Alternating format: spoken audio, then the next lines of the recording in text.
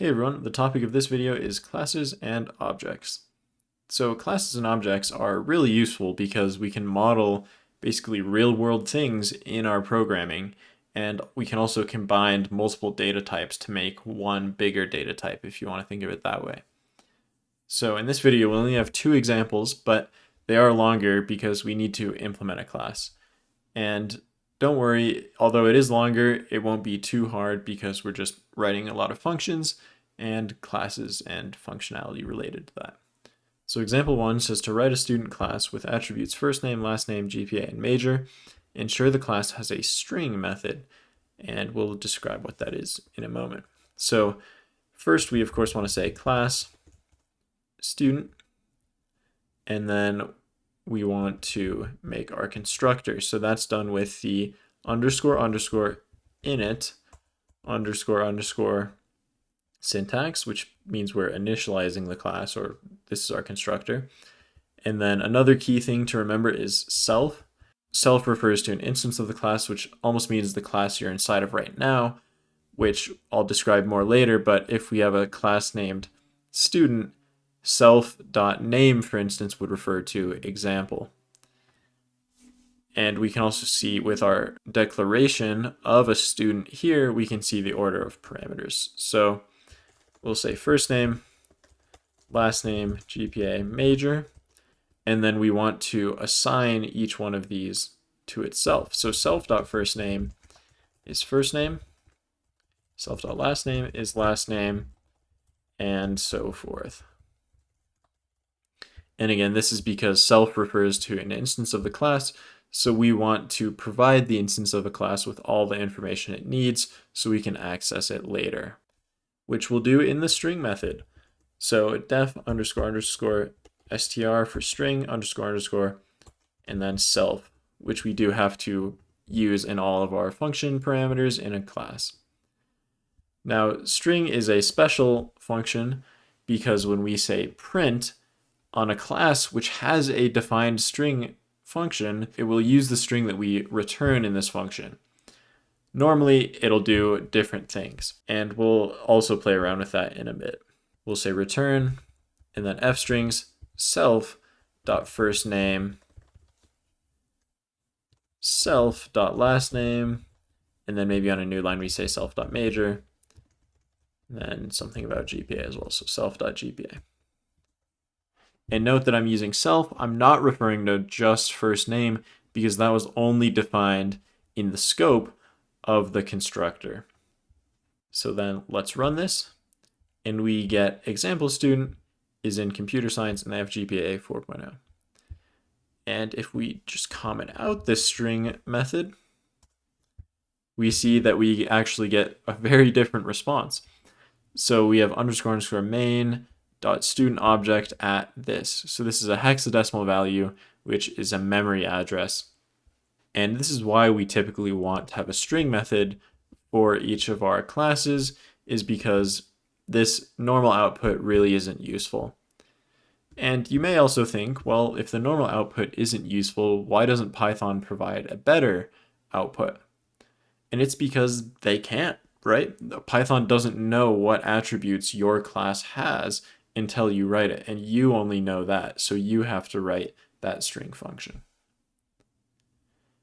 All right, now we have a big example. So we want to write a library class and a book class with all these specifications, and we're given tests as well as some expected output. So let's go through it one by one. Library should contain a list of books. So let's get that library class going. Say class library. And we'll make our constructor init self. We actually don't want a parameter here for books because a library would have no books by default. So we'll initialize this to an empty list. Next, it says library should have an add book function, which adds a new book to the library. So let's say def add book self and then parameter book. Of course, book will be of type class book, but we haven't written that yet. and then it adds it to the library. So self.books.append book. Finally, library should have a print books function which prints out all book titles and their availability status. So we can say def print books, and then self again, and maybe we just say print library books. And then we'll actually write a comment here to do, because we want to print out the books and their information, but we actually probably want to write the book class before doing that. Okay, next we need to implement the book class. So we'll say class book like usual, and we need our constructor like usual. So def init self, but then let's see what attributes we have. We have title, author, and is available attributes. So title and author should be a string. Is available sounds like a Boolean. Self, title, author, is available. That will be the parameters of our constructor. And then we'll assign them as we do normally. And we're good on the constructor. So now we need a checkout function in book, which sets it to be unavailable. So def checkout self, and then we can just say self.isAvailable equals false. Looks like we need a return function which does the opposite. So def return book self.isAvailable equals true. And finally, we need a string function which prints out the book's information, title by author. So let's do that. Let's say def string self, and we'll return self.title plus by plus self.author. And we could use f strings there as well, but I just used string concatenation. Finally, it looks like we need to go back and do that print books function in the library. So in this case, maybe we say for book in self.books. We want to print out the book's title, which we can directly access through book.title.